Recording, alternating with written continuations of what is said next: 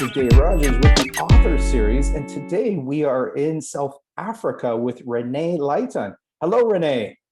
Hi, Dave. Nice to be here. Oh, it's fantastic to have the light on from South Africa. Renee, our audience might not be too familiar with you. Can you please share a little bit about yourself and the latest book you wrote or are completing? Oh, completing.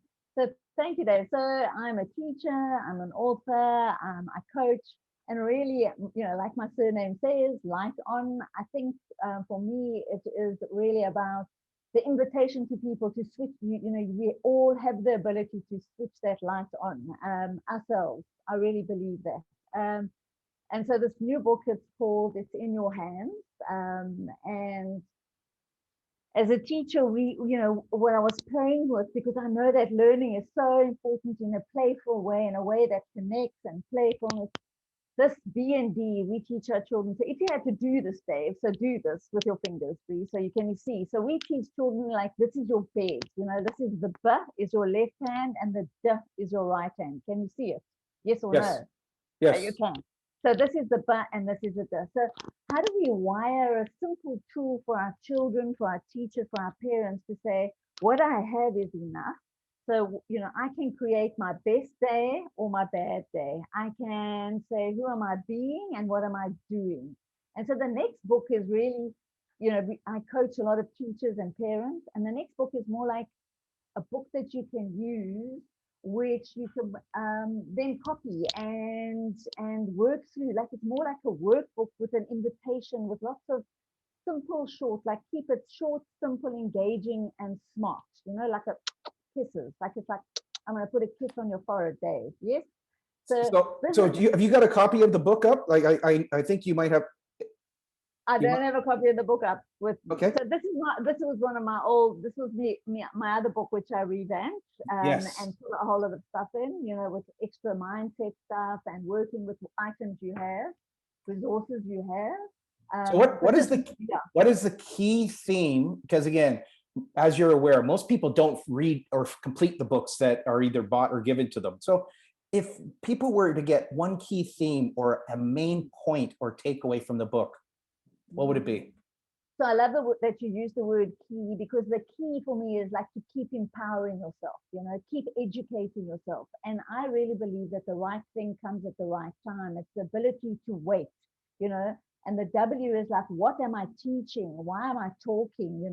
And to use simple. So the key thing for me is just to know that the W, the W is like what's inside, and you have what is needed to do this at this challenging time. Because you look at win everywhere, don't you? You see win everywhere. I see win everywhere. The light on. Whenever I talk about Renee Lighton, I'm always thinking about the light on. But yet today I'm actually leaving with a win. What's inside? What is? It's so beautiful to be able to have the potentiality. As a author, what would be a tip or a guideline or an invitation for a new author or aspiring author? So I love that. So for me, I think it's also, so where's the V? So this is lovely. I love this. The virus has reminded us of this V. So where's the void and how do you add the value? So see, what is it that people, the win, what is needed, and how do you package that in a way that's playful, that, is positive, that invites engaging in a way that is a win for you and a win for me and a win for everybody. So yeah, look where the void is. Look where you can add value, and have fun. The WTF for me, instead of saying what the, so like, where's the fun and where's the focus?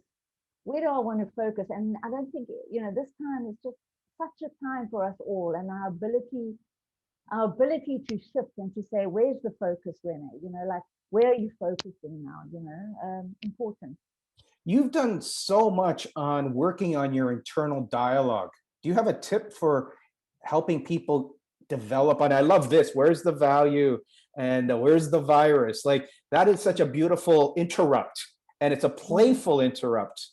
So what, like, do you constantly talk to yourself, or do you also have other approaches? So I actually do constantly talk to myself, and I think I use I've kind of fired and wired this kind of way of keeping it short, simple, engaging, and smart for myself. And so remembering, like in my other book, what resources do you have and how do we use them? How do we look in a way um, that invites me looking in a creative way? So I look at my hands, I look at it's my reminder, So when I go to the loo, it's like, am I looking? Am I checking? Am I a king looking, or am I looking, I just play. So yeah, Dave, I play. So Renee, you play with the light. You are the light. Let's play a little game that in the future, next 6 months, if we could get your new book into somebody's hands, who in the world would you like to have a copy of your book or read your book or could pass on and share your book? mm.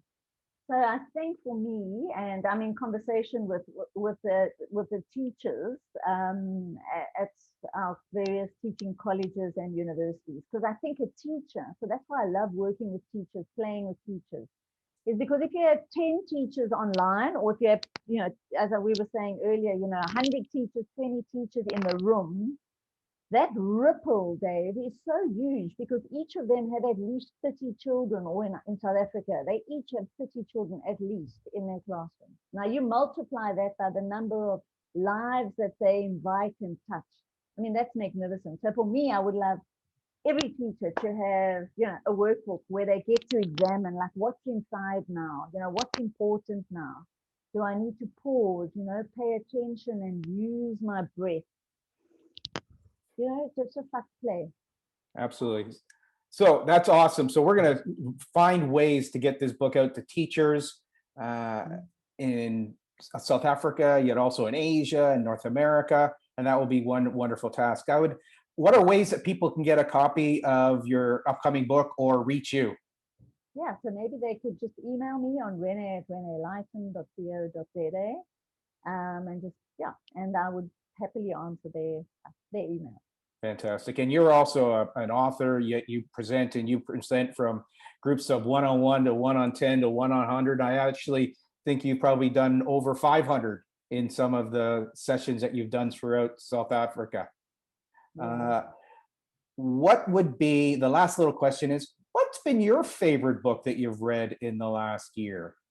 So I've had a few, because obviously with lockdown, it's just given us that opportunity to read so much more. So I read a book called Stretches, and now the author's name just like disappeared from me.